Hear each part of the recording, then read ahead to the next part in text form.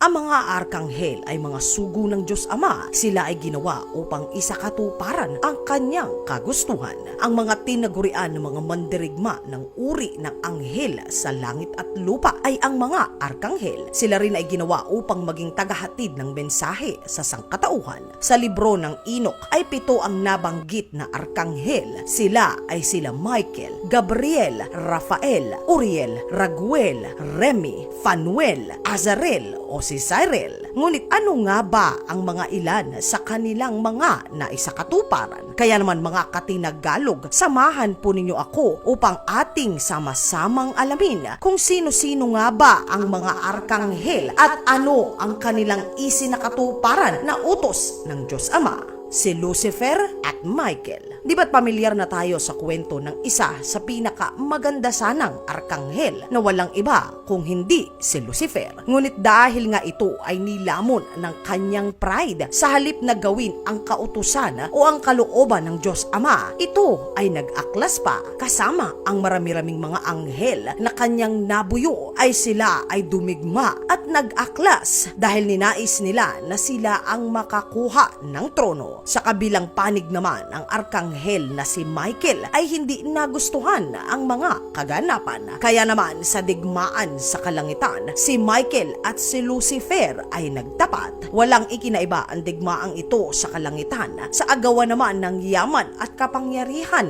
dito sa kalupaan. Ang matatalo ay mapapaalis at ang mananalo ay makukuha naman ang gusto. Natalo ng arkanghel na si Michael itong si Lucifer, kaya ang mga talipandas na mga suwail na mga anghel ay ipinatapon sa kalupaan at sa walang hanggang kadiliman. Ang noon ay ang maganda at nagniningning na si Lucifer ay pinangalanan na Satan o si Satanas na ang ibig sabihin ay kalaban.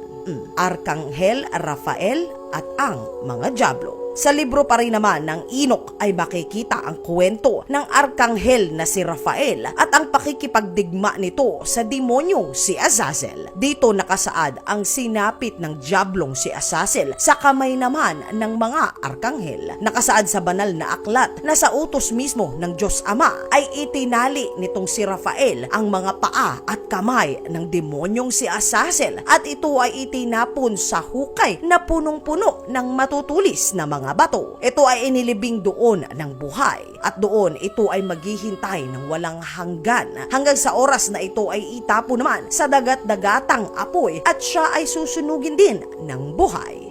Arkanghel Gabriel. Di ba't nasasaad sa kasulatan na ang mga anghel ay mensahero ng Panginoon? Sila ay isinusugo upang ipahayag ang kagustuhan ng Diyos Ama at maging ipahayag ang magaganap at ang lahat ay dapat ngang makikinig. Nang bumaba ang arkanghel na si Gabriel upang sabihin na ipanganganak na si Juan Bautista kay Sekaria at nang ito ay hindi makinig ay nabanas itong si Gabriel at inalis ang boses nitong si Sekaria. Ayon sa banal na kasulatan, ito ang sinabi ng yamot na anghel na si Gabriel kay Sekaria. Ako ay si Gabriel. Ako ay nakatayo sa harap ng Diyos Ama at ako ay isinugo upang kausapin ka at ihatid sa iyo ang mabuting balita. Ngunit ngayon ay hindi mo pinaniniwalaan ang aking mga tinuturan. Ikaw ay magiging pipi. Hindi ka makapagsasalita hanggang sa araw na ito ay maganap.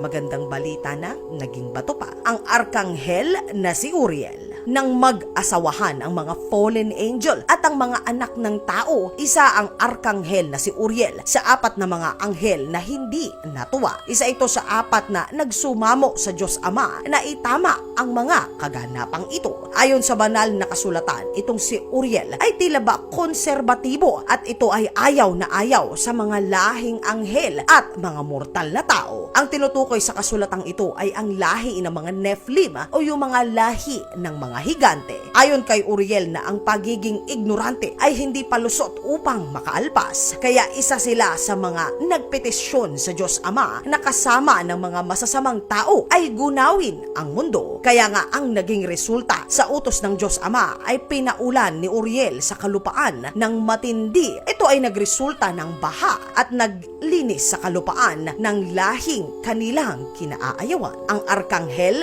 na si Samael. Ang kwentong ito ay ay nagsimula pa ng ang kambal na si Jacob o Jacob at ang kapatid nitong si Esau ay nasa sinapupunan pa lamang ng kanilang ina. Sa mga sinaunang paniniwala, ang unang anak o ang panganay ang siyang dapat na maging tagapagmana. Ang arkanghel namang si Samael, na kilala rin bilang ang anghel ng kamatayan, ay siya namang nakialam. Kaya kanyang ninais na paslangin ang sanggol na si Jacob o Jacob sa sinapupunan pa lamang ng kanyang ina. Ngunit ito ay hindi naman pinayagan ng arkanghel na si Michael. Ninais nga nitong sunugin si Samael dahil sa walang paalam nitong pakikialam. Ngunit ayon sa Diyos Ama ay pareho silang may magandang intensyon at ito ay dapat lutasin na lamang sa hukuman ng langit, ang arkanghel ng pagkawasak.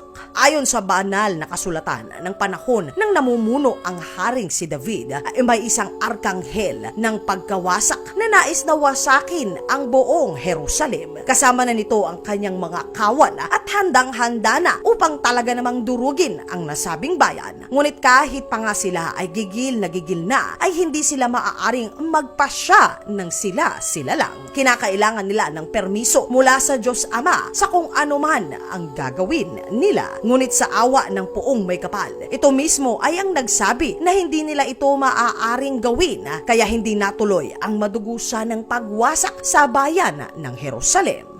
Haging na haging mga katinagalo, ang mga anghel ng pagkawasak.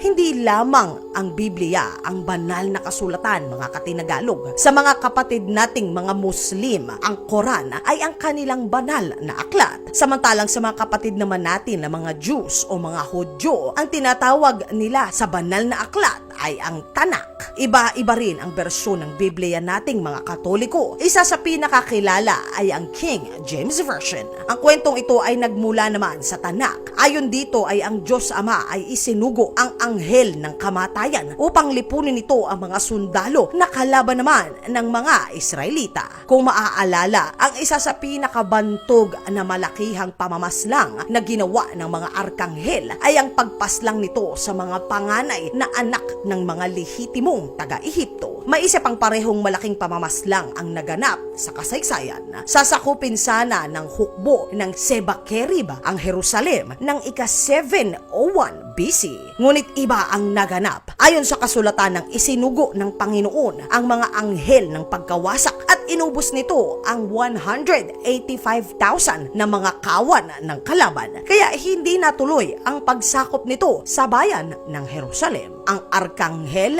na si Jopiel. Ang arkanghel na ito ay malaki ang naging partisipasyon sa kinahinatnan nating mga sangkatauhan. Hindi naman ito madalas na nababanggit. Ang arkanghel na si Jophiel ay ang arkanghel na nagpalayas kay Adan at Eva mula sa hardin ng Eden matapos nilang kanin ang ipinagbabawal na bunga. Isinalarawan ito bilang ang anghel na may hawak ng nag-aapoy na espada at binabantayan nito ang puno ng karunungan sa hardin nga ng Eden. At dahil nga matigas ang ulo nitong si Adan at Eva at sinuway nila ang batas ng Diyos Ama, ay ang arkanghel na si Jophiel ay ang naatasan upang palayasin nga si Adan at Eva. Ang arkanghel na si Azrael. Sa banal na aklat na Quran, ang arkanghel ng kamatayan ay si Azrael. Pareho ito sa konsepto ng kamatayan sa paniniwalang Hudyo, maging sa atin din namang mga Kristiyano at Katoliko. Sa banal na aklat ng Quran, isinalarawan si Azrael na may 4,000 pakpak. Ang kanyang buong katawan ay nababalot ng mga mata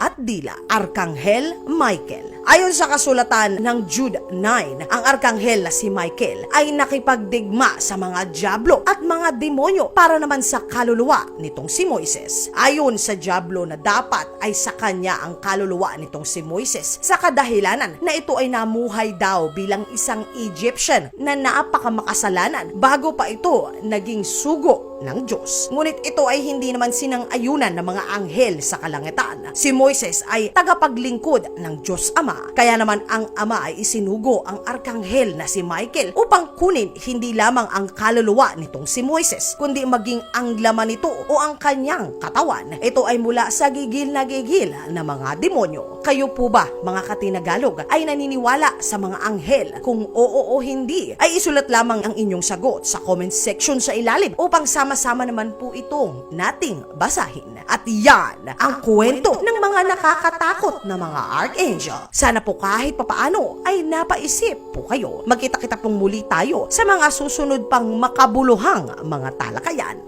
Ito po si Tinagalog at bilang pasasalamat sa walang sawa niyong pagsuporta sa aking channel, ay nais ko pong i-shout out ang ilan sa pinakamasusugid kong taga-subaybay. Shout out sa iyo! Abikil Angelo Villar, Chorco Vlog, Hansel Jude Pimentel, Reyna May Atugan, Brace Dane Maestre, Jericho Raluki, Kinsaka Kinda Pudka, Clancy Animation, Regine San Miguel, Vince Skyler B. Pinoy. Maraming salamat sa walang sawang pagsuporta sa aking channel. Wala po si Tinagalog kung wala po kayo. Road to 1 million po tayo, mga ka-Tinagalog. Huwag pa rin pong kalimutang i-click ang subscribe at pindutin ang all para araw-araw ay makita agad ang bagong video ni Tinagalog. Ito pong muli ang inyong lingkod na si Tinagalog. Sa inyo po, God bless, keep safe, at peace out.